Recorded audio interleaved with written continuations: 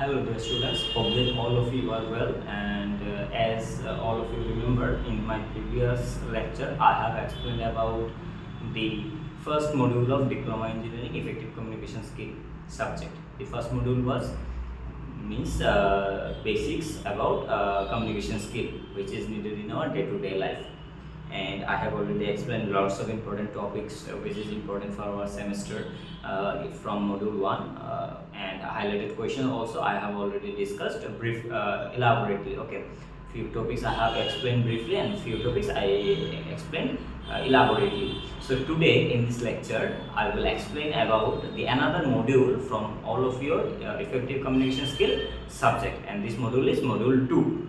From this module all of you we will get 12 marks from the basics about this chapter. Okay, so the name of this chapter which you have to learn from this subject, the module 2 of effective communication skill, the name of this chapter is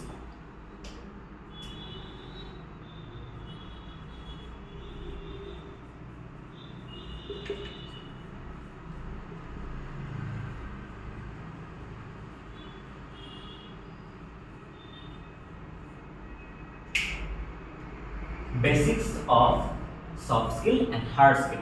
In previous lecture or in previous module we have explained about what is communication skill, types, examples, uses, and then lots of basic terms related with communication skill. Now we will learn from this module what is skill and what is the types of skill and what are the uses of these different types of skill in our day-to-day life.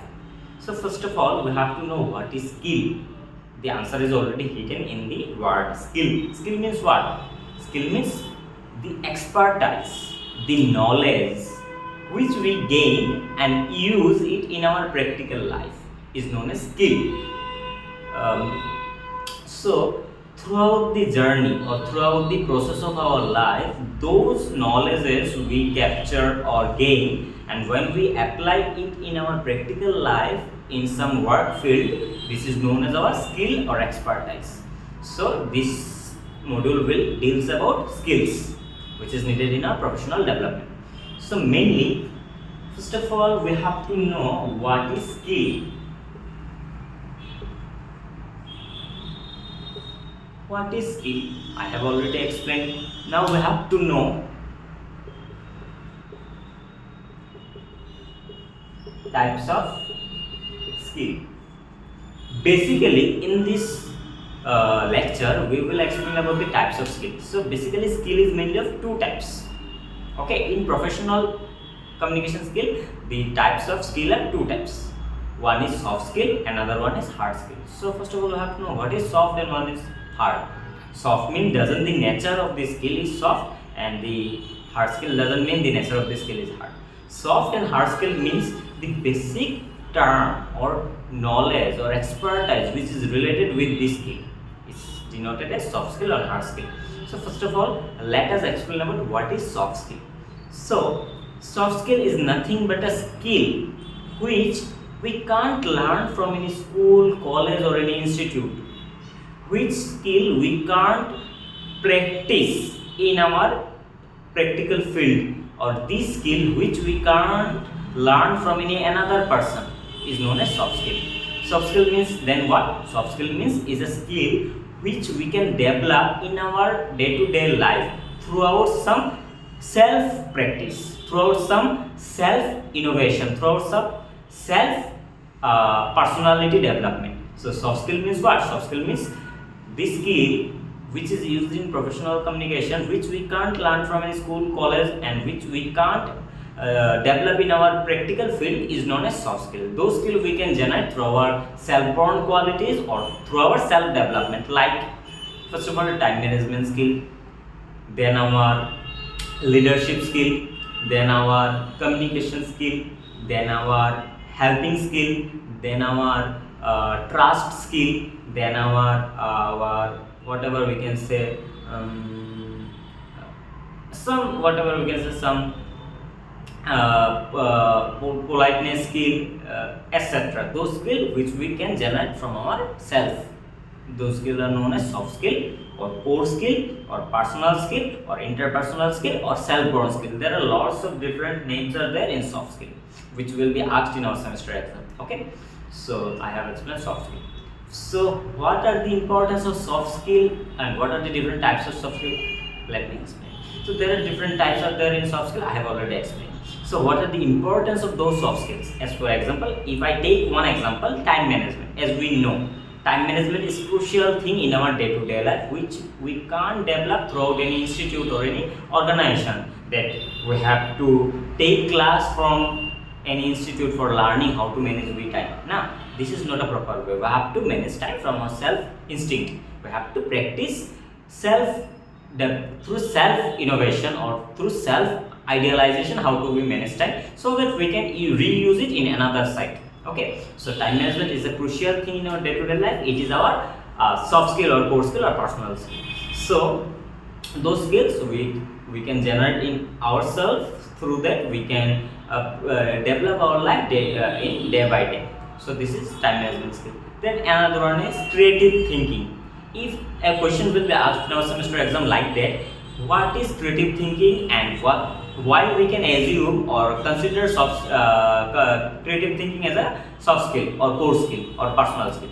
Let me explain. Creative thinking means what? To think some innovative way. In some innovative way, to creative thinking means to think something which mainly generate from our mind, which we can't copy from any idealization or from any other sector. We can practice it, we can involve it, and we can develop it through our mind. This is our creative thinking. Why creative thinking is soft skill? Because creative thinking is self-born practice, self-born quality, which we can't develop through any lecture, throughout process, anything like that. We can't process it. We have to self-born practice it, and we have to utilize it through our self qualities. So if we are creative thinker, then we can creative listener also. So that's why we have to be creative and be developer, be innovative sense. We have to be innovative person now. So that creative thinking we can learn from in school college. That's why creative thinking is known as soft skill. If another one question will be asked in our semester exam, like for 2 or 3 marks, like why time management is a soft skill, I have already explained. This one is another one example. There are lots of questions will be asked based on examples why this is soft skill. Okay. Now, what is as I explained, there is 2 types in skill. There are 2 types in skill. One is soft skill, and another one is hard skill. So I have already explained about soft skill. Now let me explain about what is hard skill. Okay, so hard skill means this is not hard. This is the practical skill. Okay, or technical skill, whatever we can say. Soft skill is non-technical skill and hard skill is technical skill or practical skill, which we can develop in ourselves throughout practice in any school, college or institute like that. The hard skill we can develop in ourselves through day by day process throughout practice. How many times we have practiced it, we can develop it so strongly.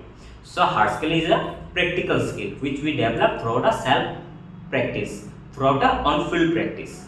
So what are the examples of hard skill? Like coding skill, like programming skill, like drawing skill, like dancing skill, like swimming skill, etc., which we can't develop in ourselves throughout our self-born manner. Now we have to explain it from any basics organization or from any basic location. We have to practice it, and then day by day utilizing it, we have to adjust it. This is our hard skill. The another name of hard skill is practical skill, technical skill, or whatever we can say, implement skill also. So there are differences of there, like lots of skills. So if one question will be asked in our semester, like what are the basic examples of hard skill? Why whatever we can say, coding skill is known as a hard skill. One question will be asked be like that. So as we know, coding we can't develop in ourselves through after our birth. We have to practice it. We have to develop it. We have to involve it in ourselves, and so that we can learn about it. Now, so hard skills are not whatever we can say transferable skill. We can transfer directly to, means I am enough capable in swimming, so I can't directly transfer my skill to anyone. I have to implement it to another person so that he can practice and learn it. So that's why hard skill is not transferable skill, it is job specific skill, practical skill. Okay, so there are lots of uses are there in our day-to-day practical life for using hard skill. By using hard skill we can generate some economic suitability in our life. We can be enough confident about ourselves. We can be a job oriented, develop in a job oriented skill in ourselves, etc. like that. And we can also learn lots of new things also by using hard skill. Na? So those are the manners or basics types of hard skill and soft skill. So if a question will be asked like that, what are the basic difference between soft skill and hard skill in our practical environment, or whatever we can say in our practical day-to-day life, there are lots of differences are used in our hard skill, in our professional communication skill. The basic difference between soft skill and hard skill is, first of all, soft skill is self-taught skill, core skill, personal skill, and hard skill is practical skill. And second one is soft skill we can't learn from any coaching institute or organization, but hard skill we can generate in ourselves from any organization. Thirdly, soft skill are throughout whatever we can say self-developing skill, that means it takes less time, but hard skill is more time-taking skill. For learning coding we have invest lots of time. Then soft skill is transferable skill, and hard skill is job specific skill. Soft skill transferable means what? Our soft skill we can easily transfer to any one person by giving some moral advice to them, and after that it's totally based on him or her, so that he or she can develop itself on their life. Now it's transferable skill, but we can't directly teach someone how to manage time, how to lead someone. Those leadership and time management skills are soft skill which we can't easily we can't directly easily means whatever we can say learn or practice it, or whatever we can do, we can't teach those skills to anyone else. For that purpose they have to self practice it, self inborn skill. That's why they have to innovate those skills in themselves by their own practice. Na? And fourth is soft skills are known examples are time management skill, leadership skill, and then quality skill, communication skill, etc. And hard skills are whatever we can say our writing skill, whatever we can say our communication, whatever we can say our coding skill, whatever we can say our swimming skill, dancing skill, singing skill, etc. Those we can learn from practice. Okay. So those are the basic difference between soft skill and hard skill in our practical life. This question is very much important for our semester exam, which will be asked for 3 to 4 marks. Now, so type I have explained about soft skill, soft skill, hard skill types, features about soft skill and hard skill, different disadvantages of soft skill and hard skill, examples of soft skill and hard skill. There is another one question will be asked in our semester exam. This chapter is not so much big. This is very much little conceptual subject. If we listen our previous lecture, basics introduction of communication skill, then we can easily identify this chapter also. This is very much small chapter. Okay. So the another one question is briefly explain about the three importance of important soft skill. Briefly explain about three basic important soft skill, or briefly explain about three basic important hard skill. This question will be asked for 5 marks. Now, so if I explain about basic three important soft skill are time management skill, leadership skill, and creative thinking skill. So we have to elaborate or explain these skills step by step. First of all, time management is a soft skill. And as I already explained, time management is a skill which we have to maintain by our own practice. We have to manage time so that we can utilize it in next time. So we can't learn time management skill from any coaching institute, from any organization, from any person. So that's why this is soft skill. As like creative thinking, I already explained in previous part why creative thinking is known as soft skill. So this is another one importance. Then leadership skill. A leader, always remember, a good leader always guide his or her followers. So a leader can't be a self-esteem thinker. He always thinks about his or her team members. So leadership skill is a crucial thing.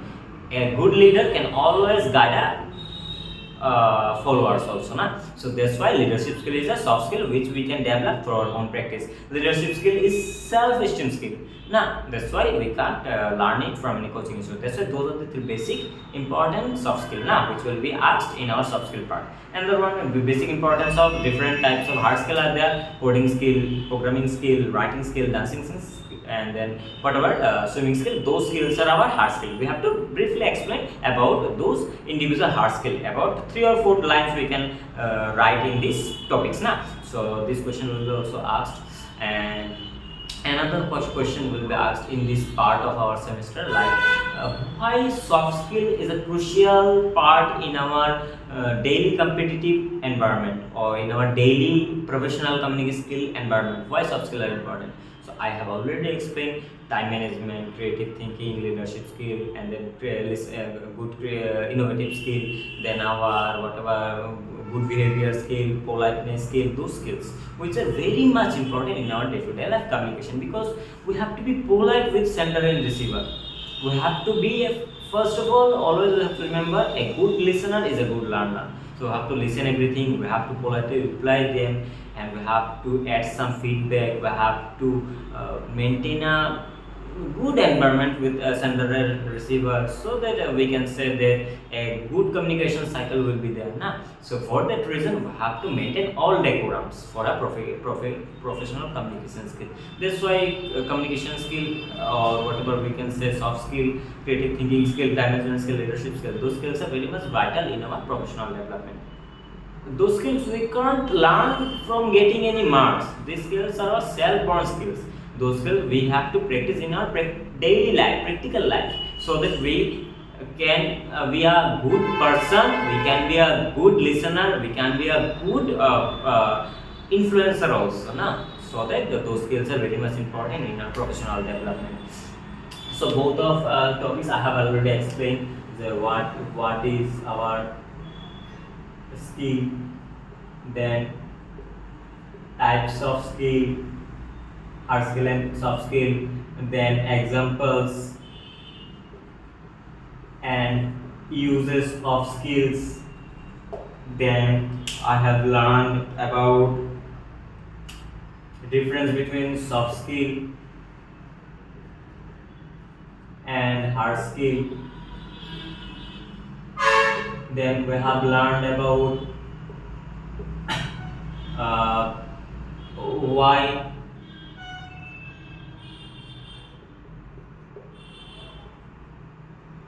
creative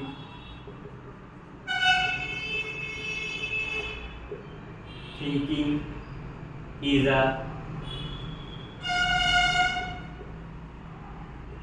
soft skill, why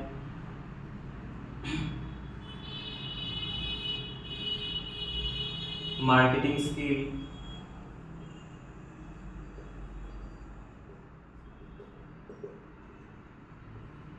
is a hard skill.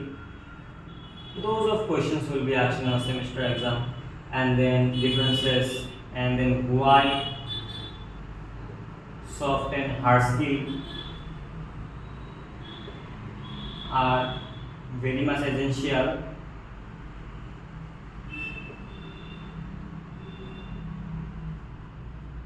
in our daily professional life. So those questions will be asked in our semester exam also, and these questions are very much important questions also in our this module. So almost I have covered everything. Another one important topic will be there, which is very much repeated question will be asked in our semester exam. What is cross-cultural communication? What are the importance of cross-cultural communication? How to improve cross-cultural communication, etc.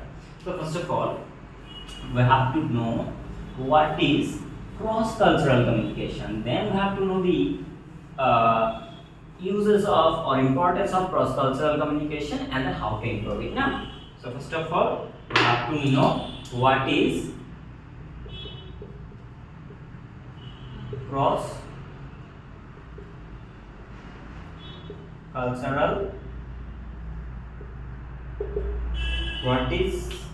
cross-cultural communication? So the answer is already hidden in this question. Cross-cultural communication. What is cross-cultural communication?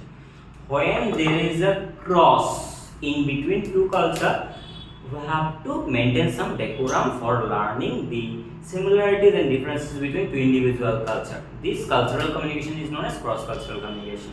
For this reason, we have to cross two individual cultures or more than two individual cultures. So first of all, what is cross-cultural communication? Cross-cultural communication is the process of communication in our effective communication skill, in which we have to find the both similarities and differences between two individual communities or two individual cultures. After finding both differences and similarities, we have to accept it and we have to learn the both differences and similarities between two individual cultures. It is known as cross-cultural communication. What are the importance of cross-cultural communication? There are lots of importance are there in cross-cultural communication. First of all, the basic importance is we can learn the basic differences and similarities between two individual cultures.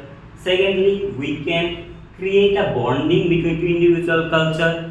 Thirdly, we can learn about the information, or we can gathering the information about two or different individual cultures. Fourthly, we can create a polite nature in between our sender and receiver. As for example, I am an employer of MNC and I am the boss of this company or CEO of this company, whatever we can say. But there are lots of employees are there.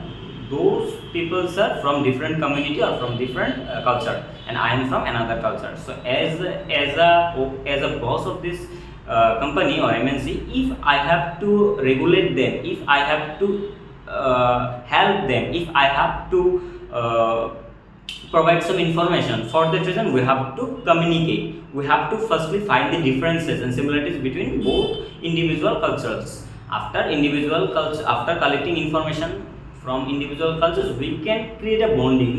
So this is a very much importance, whatever you can say, importance of cross-cultural communication. We have to identify the communities. We have to identify the similarities, differences between two individual cultures, so that we can identify the information, we can create a bonding, we can create a moral stability between them, we can create some create some friendly behavior, etc. We have to help them, we have to regulate them. For this reason, we have to bond up cross-cultural communication. Then, if, as for example, there are some barriers or there are some differences in whatever we can say cross-cultural communication, so there are